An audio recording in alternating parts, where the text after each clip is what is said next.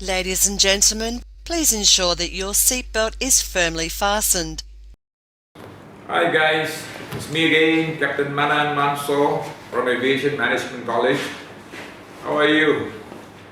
Today we're going to discuss about recovery from spin.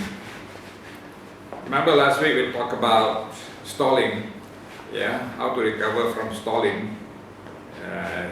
But sometimes your stall might get you into a spin. And what is spin? Spin is a stall plus auto rotation.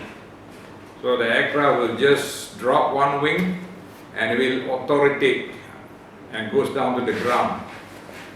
Now you have got to recover that spin as soon as possible because the rate of descent from an aircraft on spinning is very fast.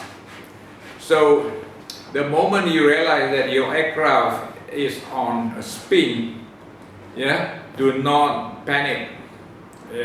What you should do is to put your pedal, when we turn, the aircraft is turning on the left, so put your left pedal to the maximum and then pull your stick or your yoke to the maximum back.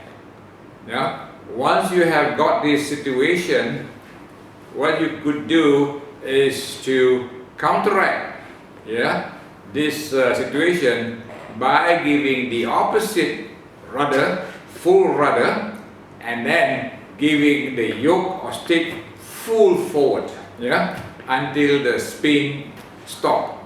That is a way to overcome spin. And then the moment the spin stops, you level the wing, and slowly open up the throttle and fly the aircraft in the normal self. Okay?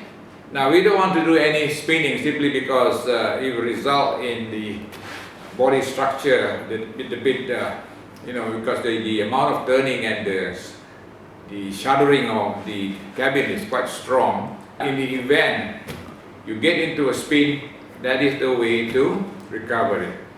Right? Now I repeat again.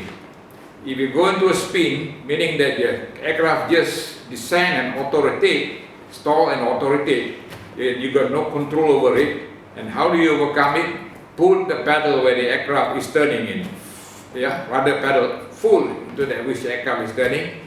Then pull up your yoke or your stick to back maximum. And when you have got that position, apply the opposite rudder, full rudder on the opposite pedal. Then push the yoke or the stick forward, and that will stop the auto rotation. And this is where you need to make sure that before you do any stalling or spinning, you've got to have your harness tight, so that you won't be jumping around in the cockpit with your head hitting the roof. Otherwise, if you're not fit to your chairs tightly, it's very difficult for you to be able to do all this exercise. So once you are out, open up the throttle, get the aircraft into a flight mode level, and then go back to your safety height. Okay?